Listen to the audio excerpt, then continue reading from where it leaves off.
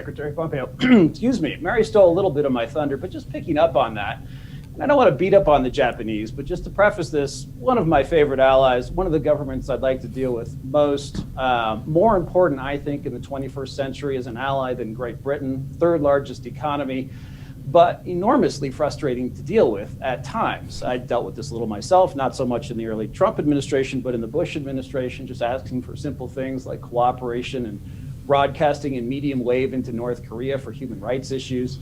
If you look at their situation, yeah, they have a big economy, 1%, you can talk 1%, 2%, it's sort of, you also raises the question of what you're going to do with it, even if it were 2 or 3 or 4%.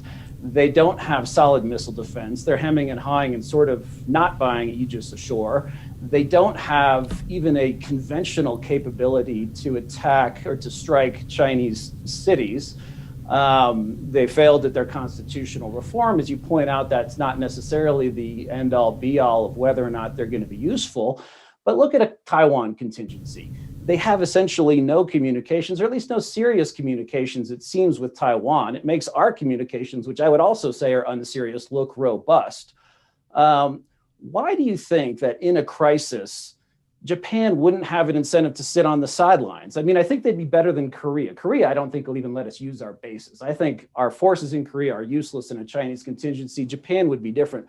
But the idea that they would come into action on an emergency basis as we're rushing to shore up Taiwan's ability to survive, is that realistic, or are we fooling ourselves? Because if we're fooling ourselves, shouldn't we focus more on buttressing Taiwan and realizing we need a unified military command with Taiwan and forces in Taiwan, as opposed to sort of a hope that the Australians and the Japanese and the Koreans are going to come to our assistance?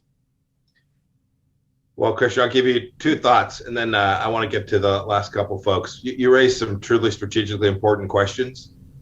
With all of these things, no one knows until one really knows. The need to do either or of these, I think, is the mistake, right? I actually think you can do everything you can to drive the Japanese to the right place. I think we ought to absolutely do more with Taiwan. We tried to do that. We made some progress. We didn't get all the way home, for sure. There's an awful lot of space left there. And I actually think they're mutually reinforcing.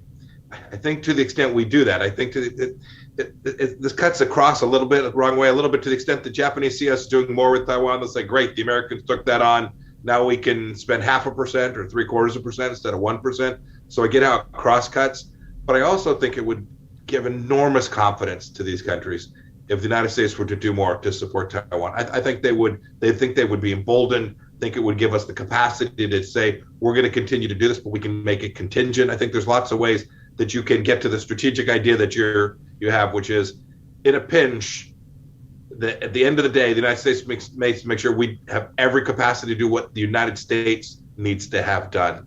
And we need to spend this period, this moment, between now and that moment, whenever that may come, making sure we're in the right place to do that.